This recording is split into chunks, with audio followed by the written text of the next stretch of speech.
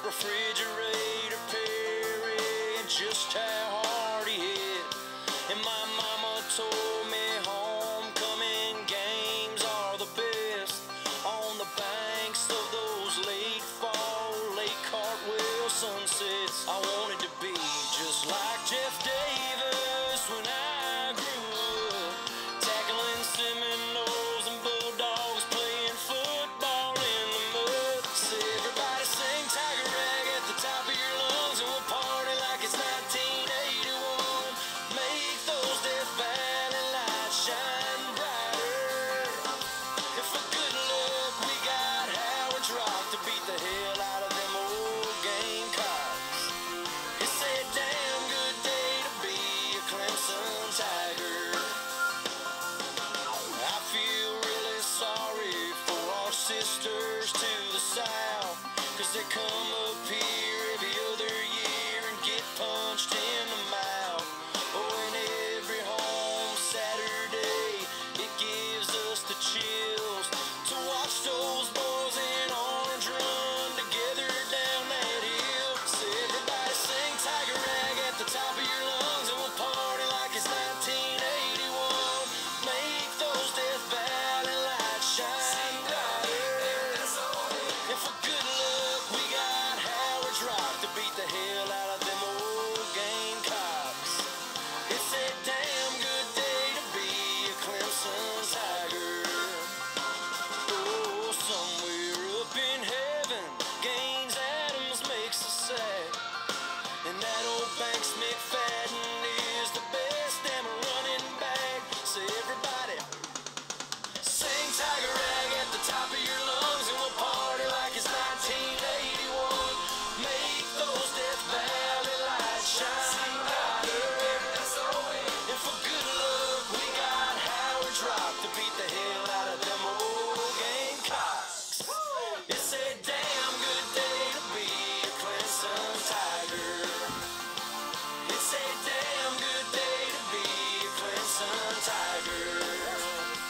Everybody, damn good day to be a Clemson Tiger. Oh yeah.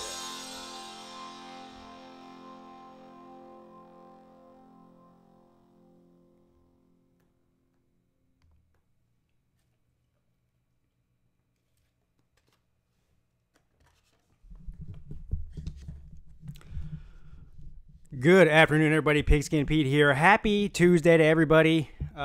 Thanks to everybody who stopped in. I'm so glad to be back on this 4 o'clock time slot. Those earlier ones were killing me. But life has returned to somewhat of our normal state at the Pigskin Pete household. Nothing is ever really completely normal at the Pigskin Pete household. But anyway, lots to talk about. Everybody knows Tuesdays are one of my favorite streams because I haven't talked to you in a few days, and a lot is going on. There's a lot I want to talk about. I will be streaming, as I have been doing for the past couple of weeks, tonight at 7 p.m., and I did check the time this time for the college football ranking revealing show. I'm not so sure there's going to be anything shocking going on in those rankings. However, there was a few teams that lost. There may be a few teams that jump positions. I still think that the top positions will remain the same. But anyway, I will go through my predictions for the top 10 for tonight, and then we'll, of course, tonight at 7 o'clock, we'll go over that again.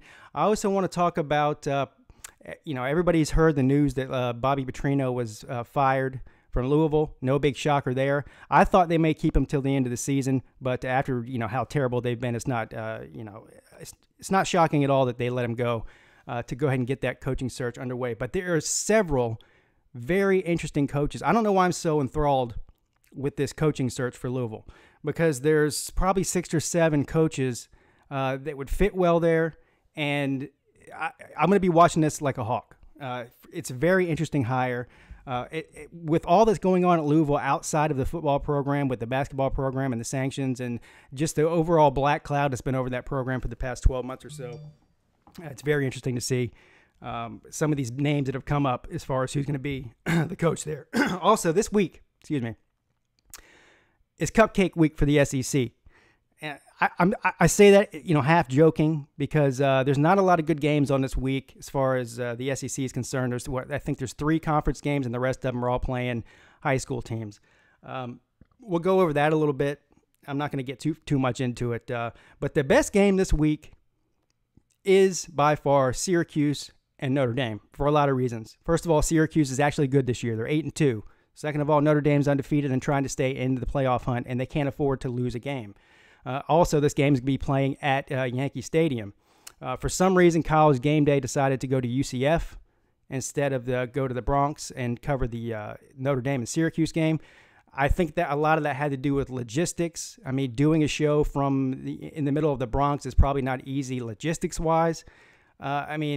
And giving UCF, throwing them a bone for, winning 24 games straight or whatever it is, I guess is intriguing to some people. I could care less about the UCF-Cincinnati game.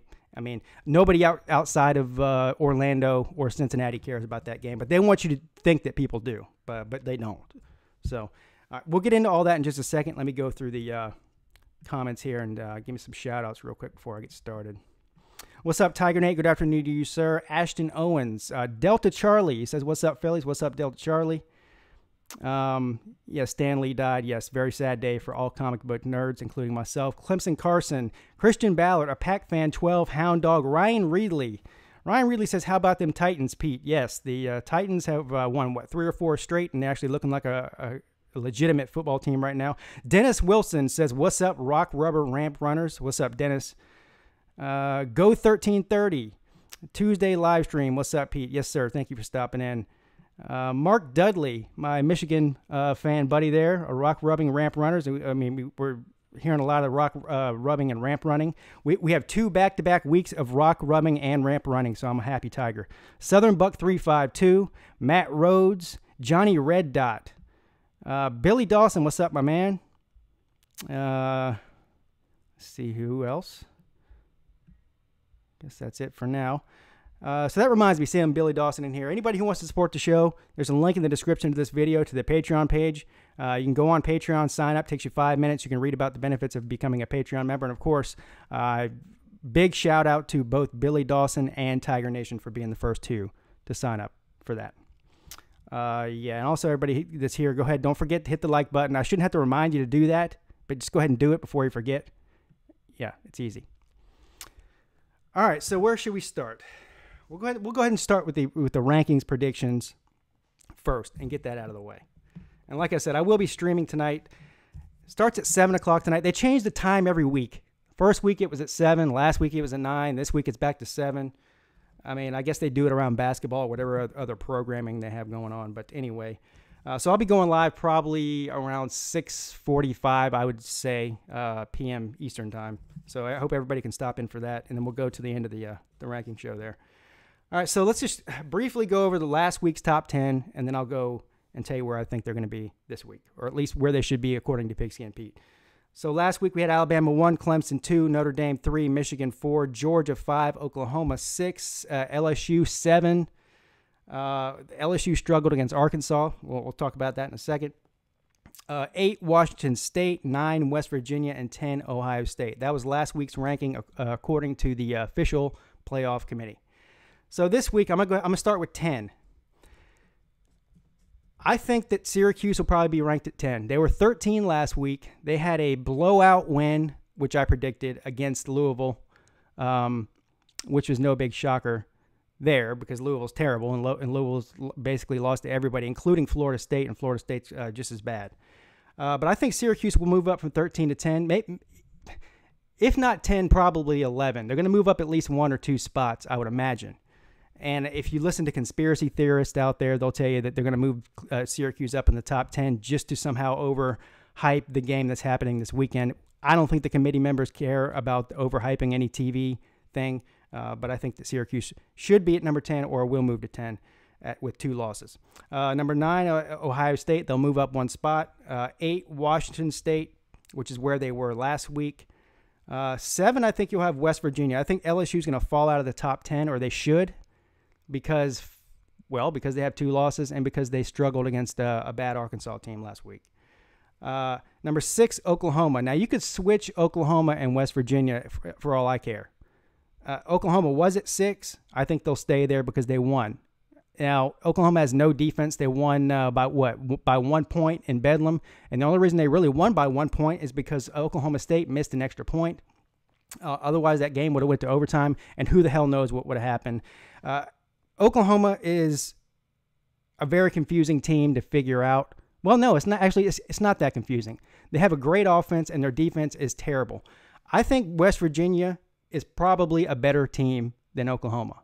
Well, I know they're a better team on as far as offense and defense. I mean, you can make a case that maybe Oklahoma's got a slightly more high-powered offense, but West Virginia's got a great offense too.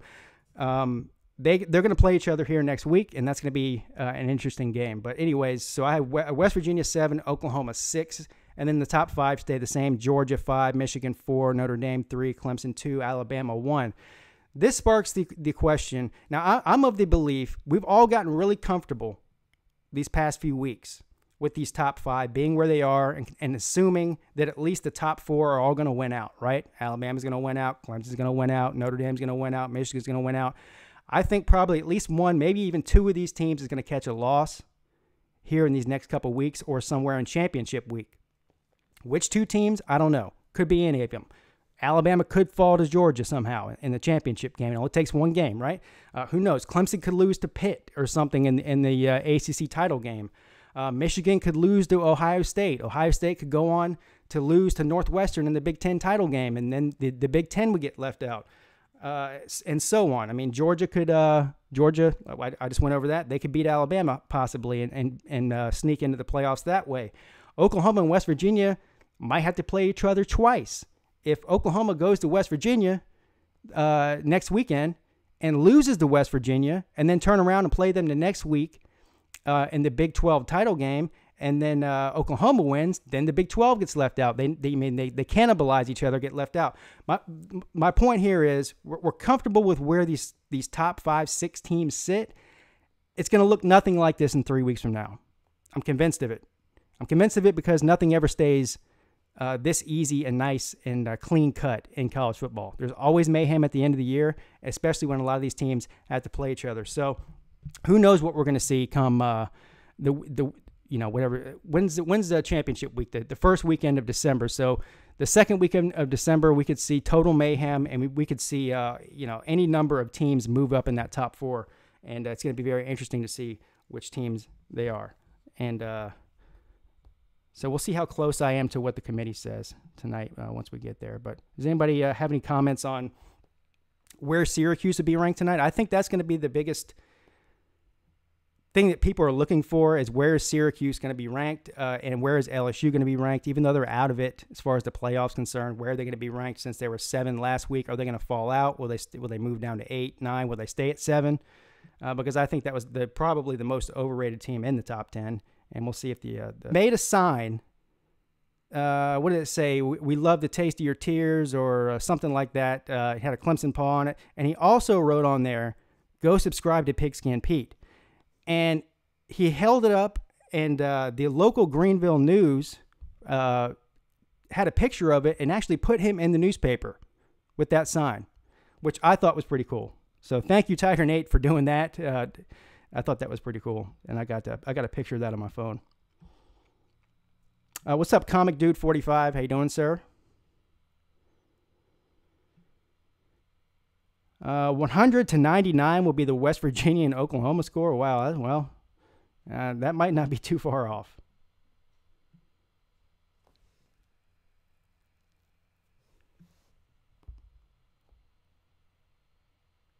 Syracuse should be at least number 11, says Clemson Carson. The 8 o'clock game is ABC and UCF, says Conlin McKerney. I think I'm saying your name right. And by the way, thank you for stopping in, Conlin. I'm sure if you're here, you're amazing and fantastic. Otherwise, you would not be here. Duke could give you guys a challenge in the first quarter. Duke's a pretty good team. I'm going to say the same thing that I've said for the past 2 weeks about Clemson. Yes, Duke is very good, the same way that Boston College is very good with their first string. Duke's problem is the same problem that Boston College has, is their depth. They can compete ones-on-ones to a certain extent, but competing for 4 quarters is a very tall task because Clemson's backups are first strings for Duke or for any other team for that matter. So, and plus, I mean, there's a big difference, and the game's in Death Valley, and the game is the first night game at home. We finished the season out with 2 night games, which we haven't had a night game in the Valley all year, And we get one this weekend, and we get one against the Boom Chickens next weekend. And I think that we'll beat the Boom Chickens by 30 or 40 points at minimum.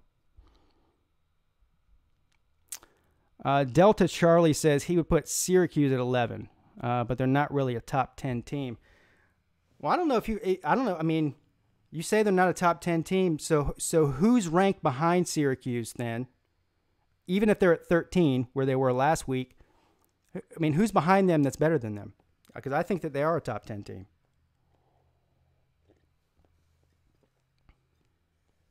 I know it's hard for people to wrap their head around the fact that Syracuse could be a top 10 team. And I get it. I mean, they've been a dumpster program for year after year after year. They're a basketball school. But, I mean, at a certain point, if you're a Power 5 program, you play a Power 5 schedule, and you play a bunch of really good teams and you beat them all, or the majority of them, I mean, what more do you have to do? And not only have they beat a lot of these teams, but they have waxed a lot of these teams. They have one of the highest scoring offenses in the country, and they're just good. I mean, will they be good next year? Who knows? But right now they are. A Pac Fan 12 says Pigskin Purdue versus Wisconsin is the weekend for the first time since 2004. Purdue is favored. Refuse to speak of that game. You refuse to speak? Well, you just did. Yeah, what's up, Ace Outlaw? Yeah, Syracuse is good.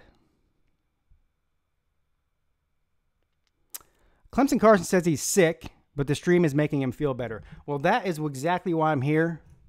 Not only to entertain the masses, but to make people that are sick feel better. I'm basically a healer. If you didn't know that, I moonlight as a healer, so I'm glad I could do that for you.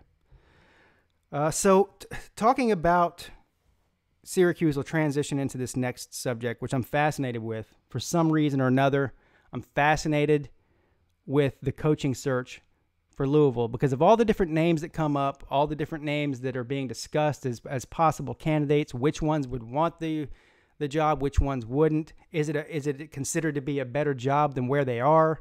Where is Louisville heading in the future? Where have they been in the past few years? All these different things come into play. And I have a list of names here of possible candidates that I've heard, and I've even added a couple that I think should be considered, or at least or interesting names that I think that Louisville may call these people. Number one on the list, and Purdue fans, including a Pac Fan 12, do not want to hear this, but Jeff Brum rolling right now. They beat Ohio State.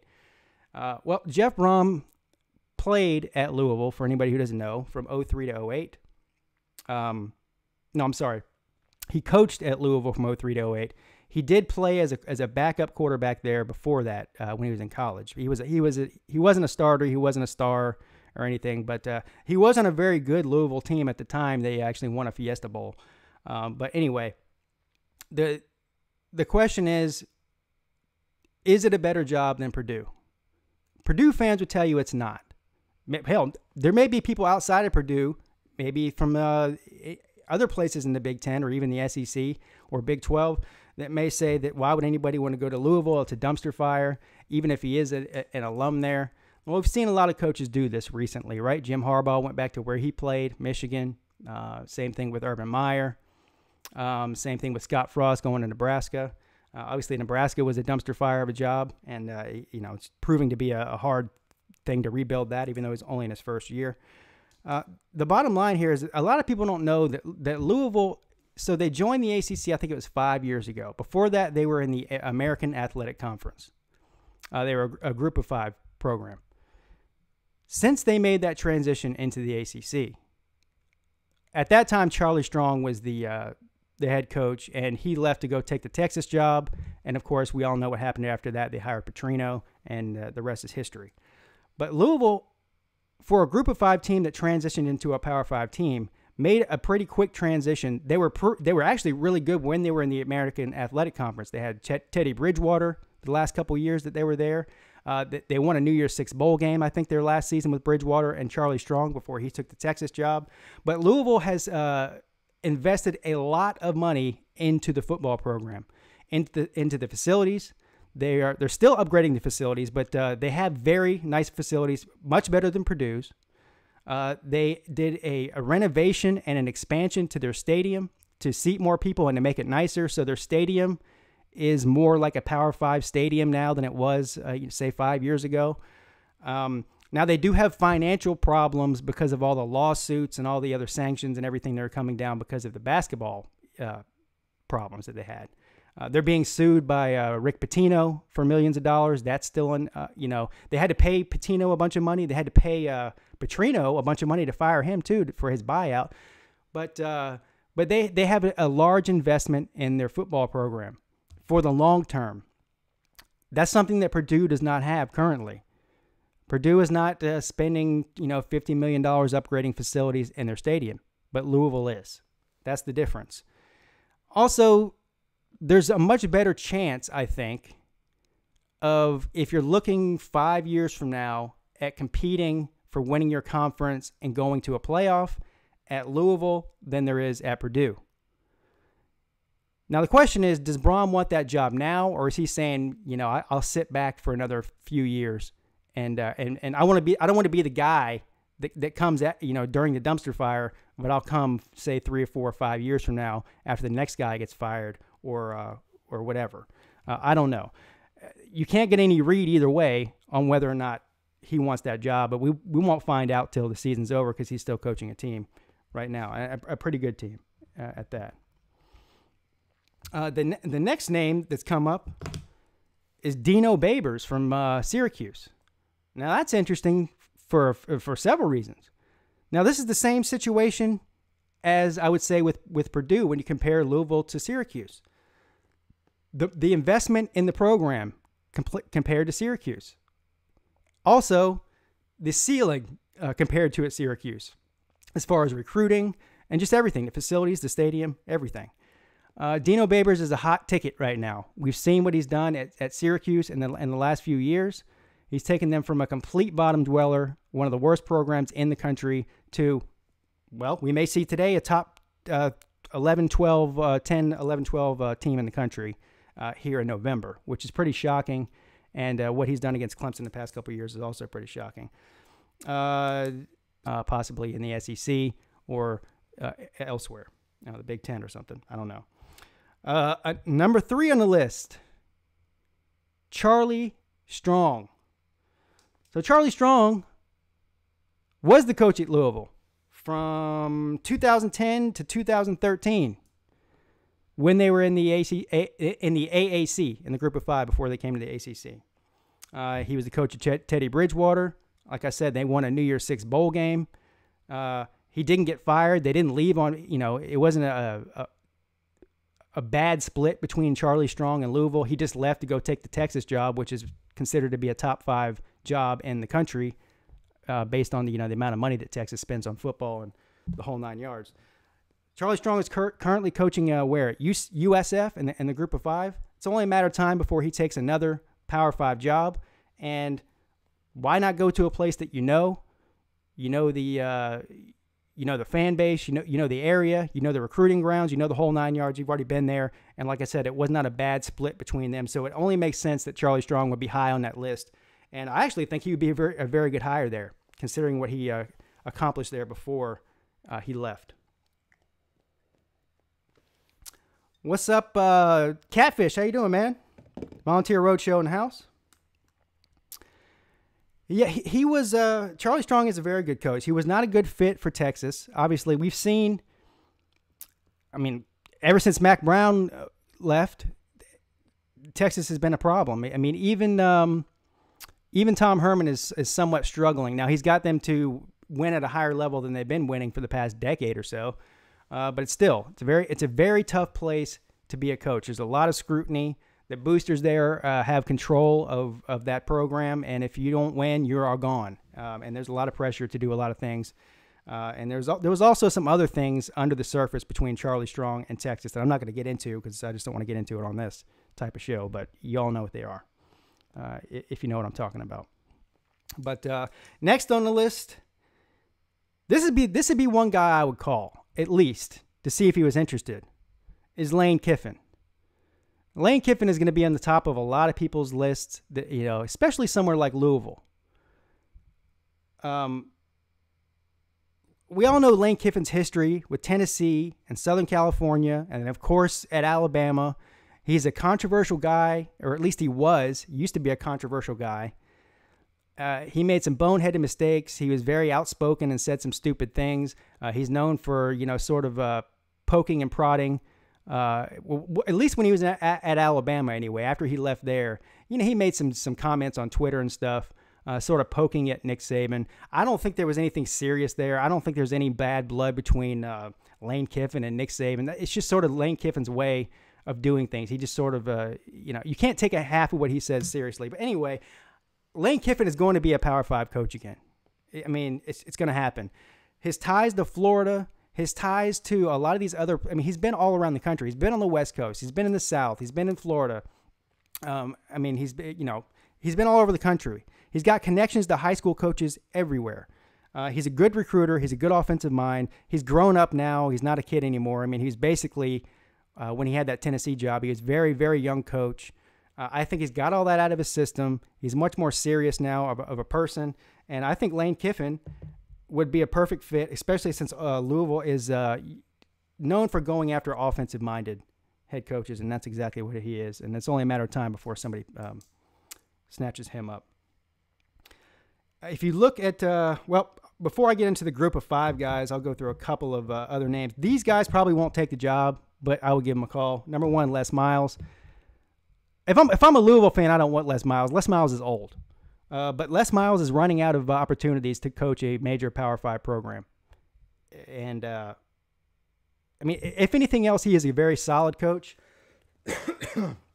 He can recruit. The biggest worry there was number 1, his age, and number 2, his offenses. Can he hire a great offensive coordinator to keep Louisville relevant in offense? Because if you're going to play in the ACC, you got to have offense. That's all there is to it. Another one that's very interesting is Mike Leach. Now, I would love to see Mike Leach come to the ACC. As an ACC fan, first of all, I love Mike Leach. The guy's a walking highlight reel. You put a microphone in front of him, and it's gold 10 times out of 10. He's also a very innovative sort of offensive guy. Air raid offense. The guy passes it 75% of the time. His main goal is just to score 1 million points.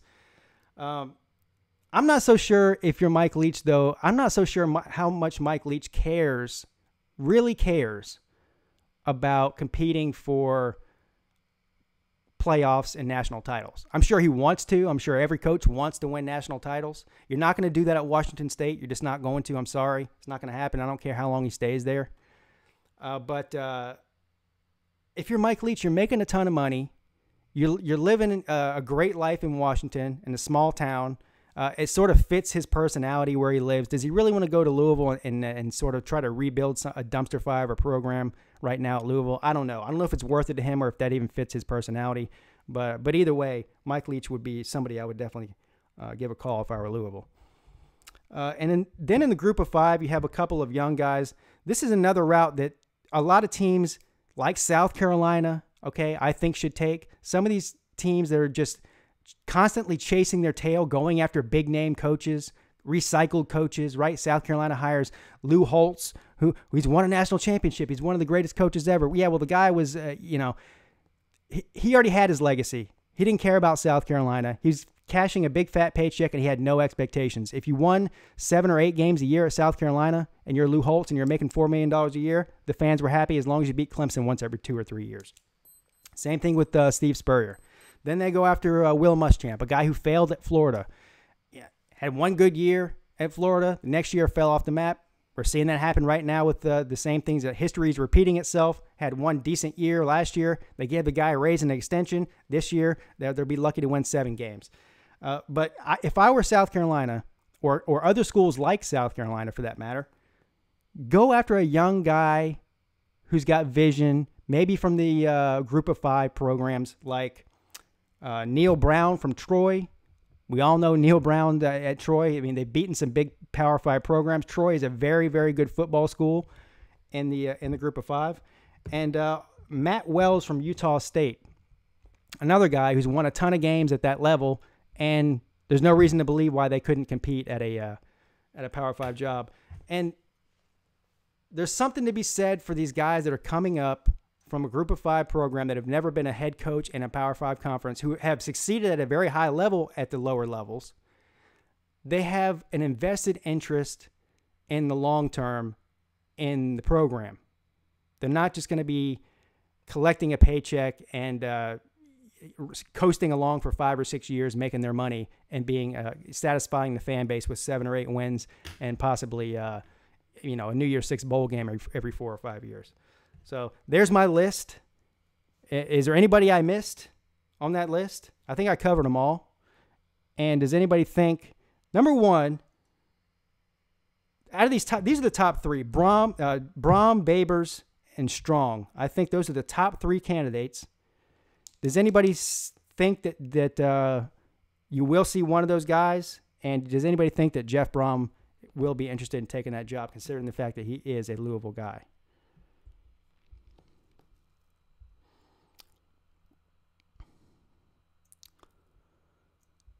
Bobby Durkin's here. May there. Bobby Durkins is in the house, everybody. He says, who's going to win, Duke or Clemson? You already know my answer to that, sir. I didn't even look at the betting lines for these games this week. So I'm gonna say what Clemson's got to be at least a 18-point favorite over Duke, I'd imagine, or more. Didn't South Carolina send off Lou with a fight versus Clemson or something like that? Yeah, the last I think he was on his way out anyways. Lou Holtz was. I mean, the guy's 100 years old. But yeah, there was a bench clearing fight. They actually had to stop the game. I think it was the last year that Lou Holtz was there, and it was a bad fight. I mean, people had to go to the hospital. There was guys getting their heads stomped in. It was bad. But Lou Holtz hates Clemson. Well, he hates Clemson anyway. But I know that fight had a lot to do with it. It's funny. Lou Holtz used to be on ESPN in the playoffs. When Deshaun Watson was there. Lou Holtz disappeared off TV. You hadn't seen the guy since. He made an appearance last week. I saw Lou Holtz on ESPN last week. Or maybe it was 2 weeks ago. For the first time since Clemson made the playoffs the first time. But, yeah, he hates Clemson. Go 1330. How about the Vandy coach? Do you think he might be considered at all? Yeah, that's actually an interesting one, too. Yeah, I do. Here's the difference between the Vandy coach and these other coaches I just named. So first, you're talking about Derek Mason. I really like Derek Mason. He's one of my favorite coaches in the country. The difference between Braum, Dino Babers, Charlie Strong, these guys, is that he hasn't really proven himself. He's done a good job at Vanderbilt, but they're still a 500, less than a 500 team every year. So he hasn't been winning. He hasn't gone, for instance, Dino Babers went to a trash can program and made them into a really good team in a few years. Derek Mason hasn't really done that. What's his name? The coach for Penn State. His name's slipping my mind right now. But when he was at Vanderbilt, he was doing better than Derek Mason is. And so I don't know if Derek Mason, he's going to have a couple of good years, 8 or 9 win seasons at Vanderbilt before I think he's considered for a different job. But that's just my opinion. But he's an interesting one. They might consider him. Yeah, James Franklin. Thank you. That's the guy from Penn State. James Franklin did great at Vanderbilt. And that's the difference between Franklin and Derek Mason. Is Franklin had a better, he was winning 8-9 games at Vanderbilt, which is very hard to do, which is why he got the Penn State job. But Mason hasn't done that yet. What if James Franklin got fired from Penn State? Would he go to Louisville? Why would James Franklin get fired from Penn State? I don't see that happening. Well, let's put it this way. I don't see that happening this year. He's had one. I don't even know if you consider it a bad year. It's a down year for Penn State. They were underwhelming. They're not going to finish the season as good as we all thought they were going to be before the season started. But it's not like he's a 4-win team or anything. I don't think James Franklin's getting fired this year. He's going to have a couple of bad years before that happens. Ole Miss has a better offense than Clemson does. No, I mean, I don't know what you've been watching, Christian Ballard, but that's not true at all. Like I said before, Clemson's the only team in the country that has a top 5 offense and defense in the country. The only one. And Ole Miss does not fit in that category. Sorry.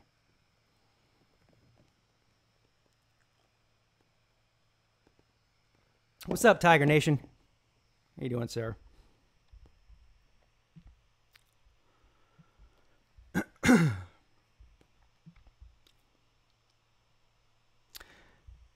So that reminds me, Christian, since you want to bring up offenses and defenses and everything.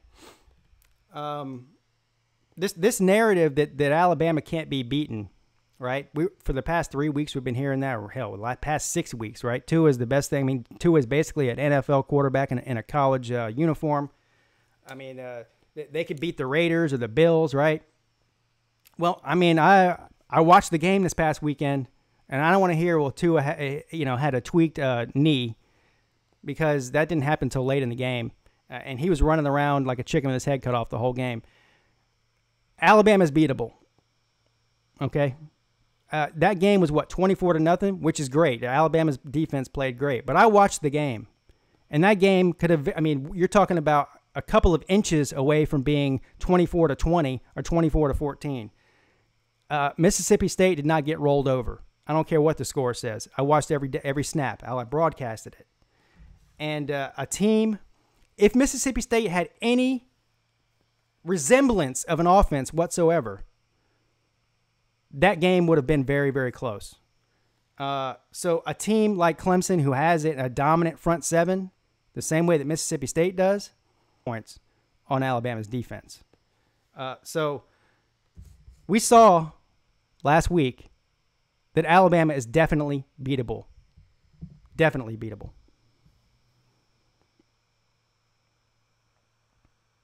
And I think most Alabama fans, the ones that are reasonable anyway, will agree with that. A Pack Fan 12 says, just a quick correction. Louisville and Purdue are both currently heavily investing in their football teams. Purdue just redid almost all the football facilities.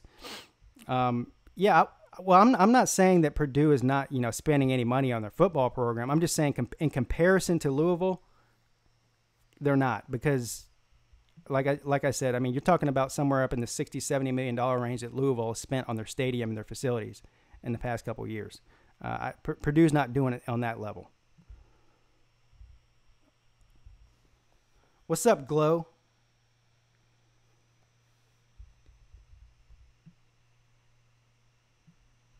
You were with a hurt Tua. Well, I mean, Tua didn't start limping around until the fourth quarter, the way I remember it. Maybe it was late in the third quarter. I don't know. But again, if Alabama's so dominant, does Tua's having a sore knee, is that gonna be the difference between them beating an NFL team and not? I don't think so. They should be blowing everybody out.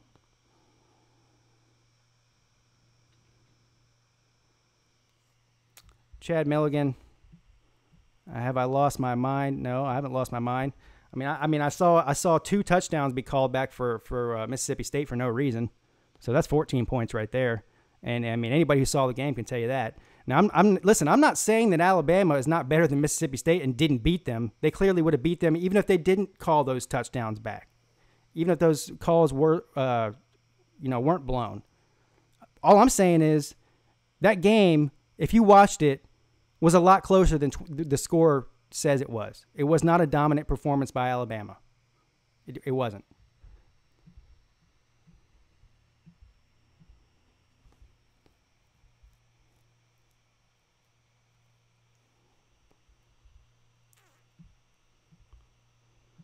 What's up, Jaleel Johnson? How you doing, sir? Welcome to the stream. I'm sure if you're here, you're amazing and fantastic. Otherwise, you would not be here.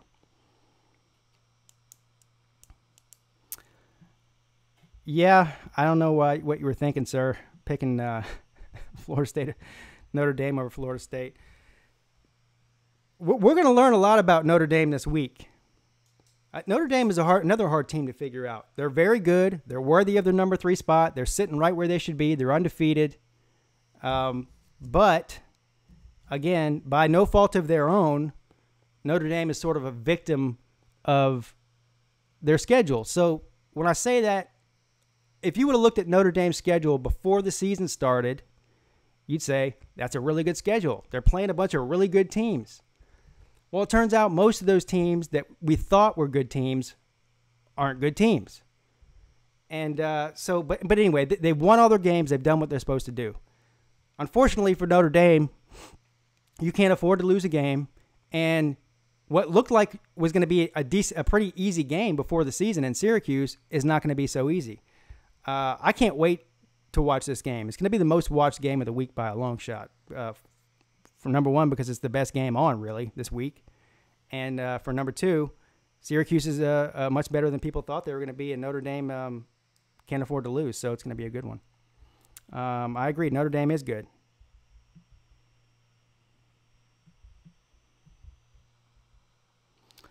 Clemson Carson says, I'm not looking past Duke, but I'm much ready for South Carolina game next week. Yeah, I'm not looking past them either. Neither was the BC game. What, you mean a dominant performance by Clemson? Well, I agree. It wasn't a dominant performance. But also, you got to understand, sir, I mean, everybody and their mother was saying that Clemson was going to lose to Boston College, right? Boston College is a ranked team. It's in Boston College. They're much tougher than you think. Clemson's overrated. Blah, blah, blah. Same old crap. Well, really good team on the road.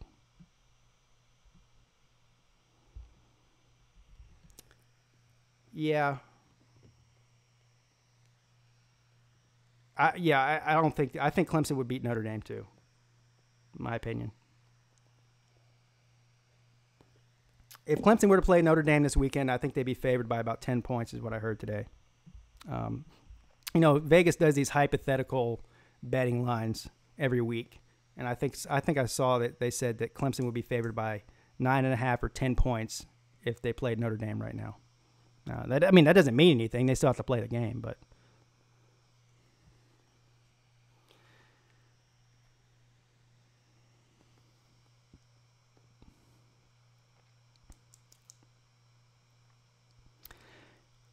yeah, I mean Duke.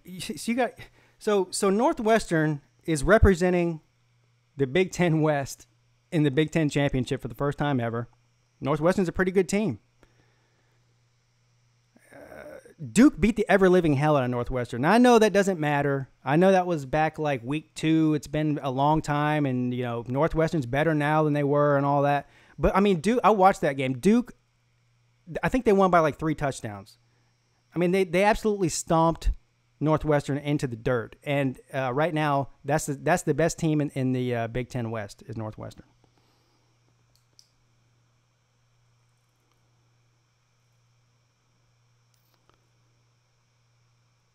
They won't beat Alabama if it happens this weekend. Who wouldn't beat Alabama if it happened this weekend?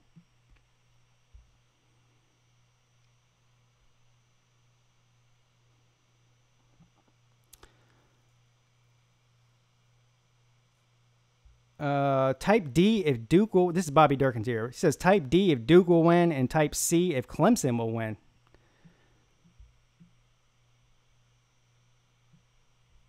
Everybody on the game day set, except for Lee Corso, picked Boston College to win that game last week.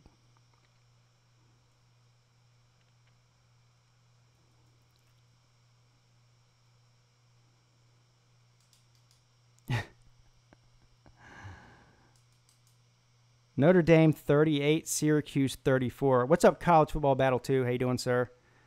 That's an interesting score, and I think that's probably pretty accurate. It's a tough game to pick, man. Syracuse and Notre Dame is a very tough game to pick. I wouldn't be surprised with any outcome. I wouldn't be surprised if Notre Dame won by 2 touchdowns. I also wouldn't be surprised if Syracuse beat them. So it's, I wouldn't bet on that game. I know that much. Very unpredictable.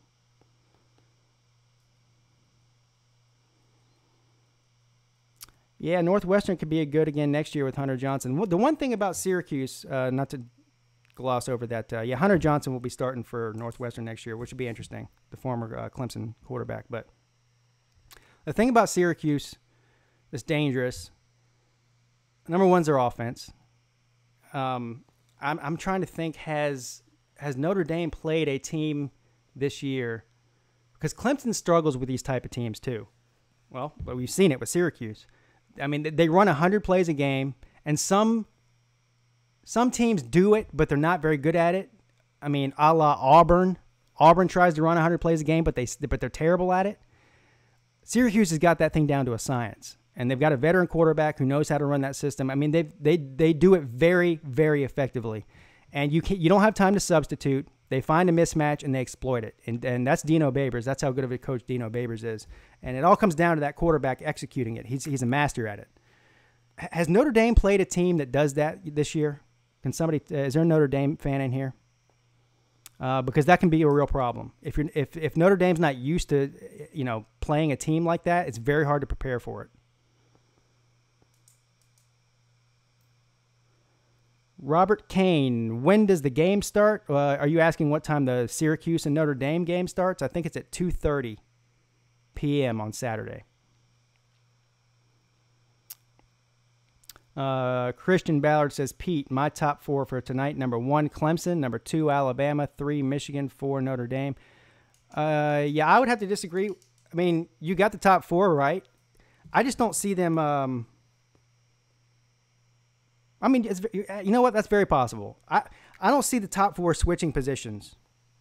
I mean, Michigan could hop Notre Dame, right? But I mean, Notre Dame's undefeated, and they have the head-to-head against Michigan, so I don't think they're going to switch them. P Digits says the top 10 shouldn't change. Well, I think the top 10 will change. LSU will definitely fall from 7. They'll get surpassed. How far will they fall? I think they should fall down to 11 or 12. Maybe the committee might think different. Maybe they only fall 1 spot. Maybe they fall to 9. Maybe they fall to 10. I don't know.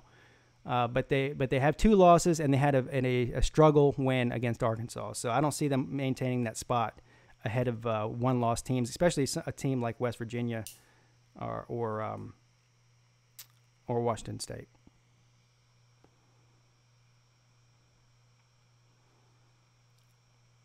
Glow says top 4 is Bama, Clemson, Notre Dame, Michigan, Georgia, Oklahoma. Yeah, Glow, that's where the committee has them, and I think that's what it's going to stay. I don't think you'll see a difference in the top 6 from where they were last week. I see somebody says Clemson should be number 1. Bobby Durkin says Clemson should be 1. Alabama should be number 2. Yeah, I like Clemson at 2, so I'm not gonna argue with that. I hope Clemson kind of hope they stay there at 2 at the end of the year. That's where I want them to be. LSU behind Syracuse. I think they should be. They have 2 losses. And Syracuse has been dominating and score. I mean, Syracuse averages like 48 points a game or something like that. It's ridiculous. And, so, I mean, wins and losses have to matter. It's great that LSU beat some really good teams at the beginning of the year. But at some point, losses matter.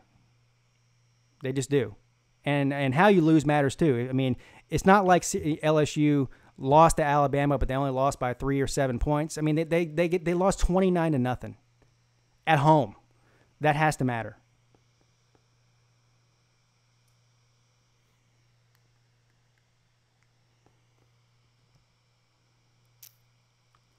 Yeah, what's up, Buckeye guy? How you doing, sir? Welcome to the stream. I'm sure if you're here, you're amazing and fantastic. Otherwise, you would not be here. He says they should have LSU have gone down a lot. Yeah, they'll drop. The question is, how much will they drop? Yes, the answer is yes. I am planning on streaming Syracuse and Notre Dame this weekend. I'm looking forward to it, too.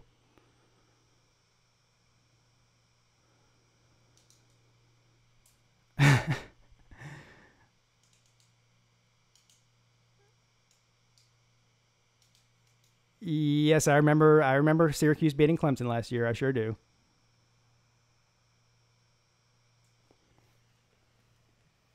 I don't know who Daddy is. Am I Daddy?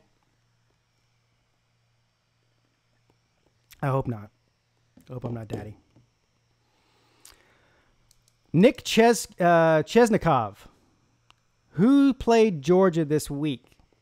You mean who's Georgia playing? I don't know. They're playing a high school team. This is SEC bye week. For anybody who doesn't know what SEC bye week is, it's the week where SEC teams rest their players and play nobodies so they can rest their players and heal up for their rivalry games. This is the week that everyone likes to come down on the SEC and say, "See, we told you they play a terrible schedule. They're manipulating the schedule and playing a bad team late in the year so that they can heal up." Can you blame them? I mean, I'm almost jealous. I'm jealous of Alabama and Georgia and the rest of these teams. Who South Carolina plays somebody terrible this week too, so they can rest up for Clemson. Although that won't matter. I mean, we could beat them if every one of our linemen had broken legs and broken arms. It would be no problem. But I'm jealous of it. I mean, yeah. I mean, am I glad that I'm going to see a somewhat competitive game against a real football team? Clemson playing Duke. Yeah, that's great. It's great for a viewer. It's great for a fan to see an actual real game. But let's say by some fluke that Duke beat Clemson this week. And meanwhile, Alabama's out there playing the Citadel with a surefire win, right? I mean, Alabama's third string could beat Citadel with no problem. So that's the situation where it's you can't blame the SEC for doing this. And do you want to know who started this? For all the Big Ten fans out there who are crying about the SEC playing cupcakes this week, well, the first person to do this scheduling like this is your boy, the one and only Urban Meyer, when he was at Florida and first national title with Florida. They scheduled on purpose a high school team the week before they played Florida State so that they could rest their players up. It was a strategic move, and it worked. They went on to win the national title. They went on to beat Florida State, and, of course, the rest is history. They won the BCS national championship. And other teams like Alabama and the rest of the SEC powerhouses, Georgia, said, you know what, this is a great idea. Why didn't we think of this? So now they all do it. Now, Clemson is guilty of doing this in the past as well. We've done it before. I think last year we did. Hell, last year I think we did. We played a high school team before we played South Carolina the week before. This year we happened to play a conference game, just the way the scheduling worked out. But so anyway, what I'm getting at is it's not good for the fan, right? It sucks that half of the big name schools in the country are playing games that nobody wants to watch. But as far as getting your team healthy and looking ahead to the game that matters, the game that really matters, the rivalry games, the next week, the last game of the year before the championship week starts, it's a smart thing to do. Can't blame them for it. So, yeah, Citadel beat South Carolina. Well, Citadel is a better football program than South Carolina is. That's all that is. Hey, Pete, if Alabama and Clemson played right now, who would win? I don't know. I think I'd call it a pick 'em. I think Clemson is just as good as Alabama. I've seen enough. Where are we? Week 11, week 12 now. We've seen, week 12, a bye week. We've seen 10 games. After 10 games, I can tell you I'm every bit as comfortable saying that Alabama is as good as Clemson's as good as Alabama as I was the whole year. So, I'm more convinced of it now. Clemson's 10 times better than they were week 1. I'm not sure Alabama is 10 times better than they were. I think they're about the same as they were week 1, which is really good, by the way. What's up, Bobby Durkins Jr.? May there. Does your dad know you're on here? I'm glad I didn't say any curse words today, sir. I wouldn't want to offend you or your dad. So I'm going to keep it clean for you today, sir. I try to keep it clean every day, but you never know. Sometimes stuff slips out. It happens. The only bad word I've said all day is South Carolina. That's a naughty word around here.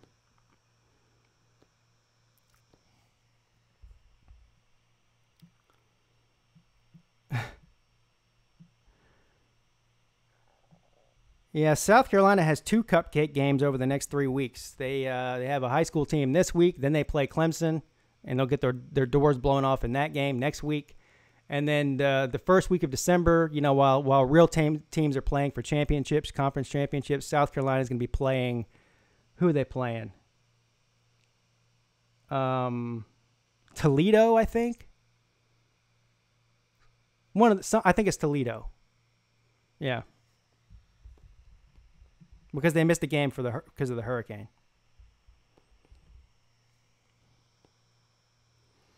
I need to wash my mouth out with soap. Yeah, I used to get my mouth washed out with soap all the time. Of course, I was a kid in the 80s. Back when that was legal. You do that these days, they'll take your kid away. That's child abuse, unfortunately.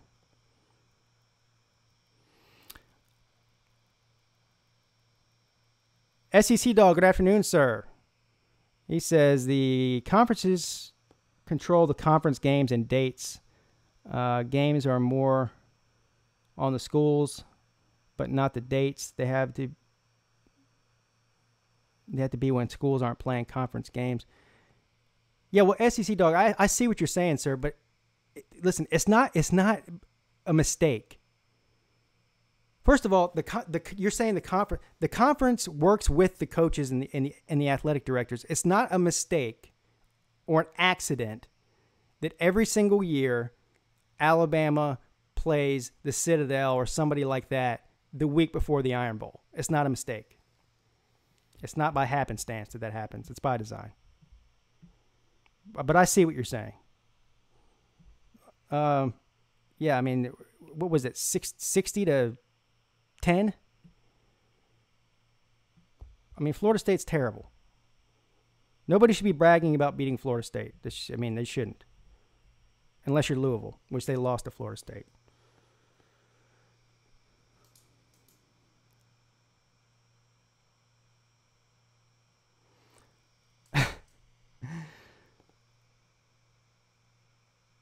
Yes, I was an 80s kid when Clemson was irrelevant. Actually, Clemson was very relevant in the 80s. They were irrelevant in the 90s and the early 2000s.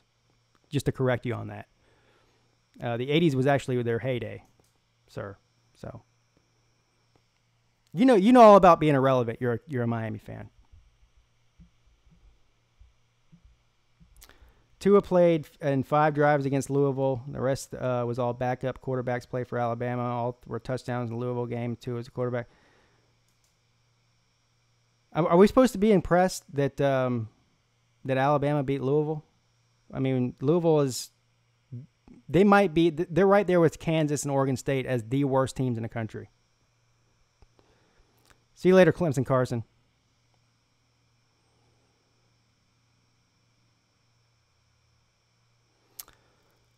What is actually keeping Clemson from taking over as the best program?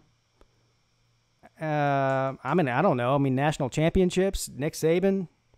I mean, in order to surpass the best, you've got to surpass them, and they're right there with them. But we've got to put the trophies on the shelves in the manner that Alabama has to unseat them, if you want to say that. Danny Ford was a great coach. Yeah, I'm not going to argue with you there. Although he's a jackass, I'm not a big fan of Danny Ford at all. He's not a big fan of Dabo. You'll never hear Dabo talking about Danny Ford, and you want to know why? Because Danny Ford's a complete asshole to Dabo. Danny Ford is jealous. He wanted to be the go down in history as the best Clemson coach ever and the only one that ever won a national title. And what Dabo is doing right now is surpassing what Ford did, and he doesn't like that. He's jealous. He's got the ego the size of Alabama. So,